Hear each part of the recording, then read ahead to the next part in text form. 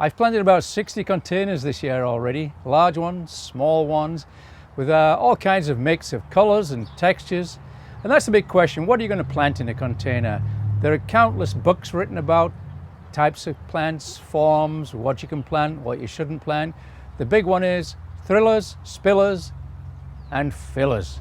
That's the big rule for containers. A tall thriller, fillers, nondescript plants maybe, and spillers that flow off to the sides. Well, I don't follow that rule. I think anything planted in a container will look good. If you like what's in there, it's perfect.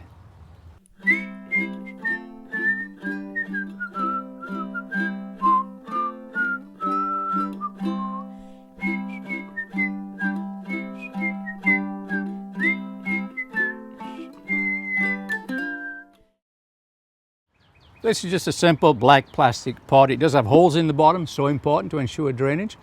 But be careful when you place it on a sealed surface like a deck or a smooth patio.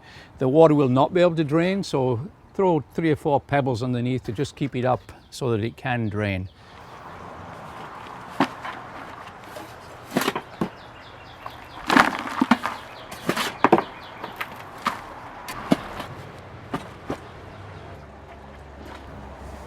This potting soil will absorb a lot of water the first time.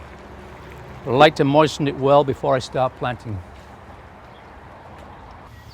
First one I'm going to pop in is a sweet potato vine. Can't go wrong with these, they're beautiful. This one is called Sweet Georgia. When you take them out of the pot, here's how I do it. Squeeze it gently. Give it a little shake and out it comes. And here's when you check the roots. These are in pretty good shape. It's not root bound, perfect. Might just pull a few out like that.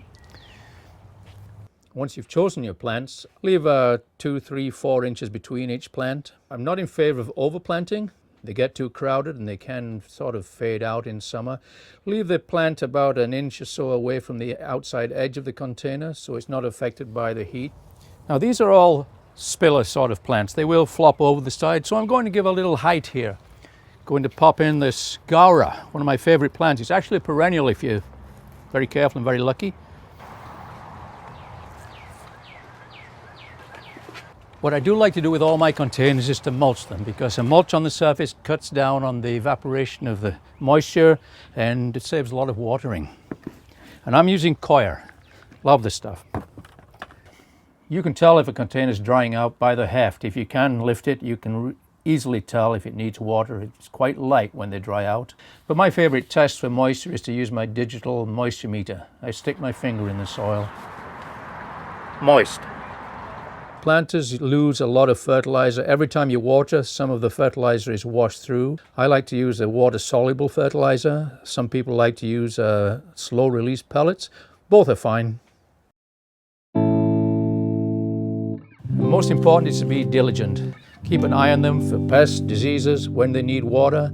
Don't overwater, don't underwater. In fact, follow the Goldilocks and the 3 Bears syndrome. It should be just right. Any questions about container planting? Email me at garden@gto.net. I'm David Hobson for therecord.com.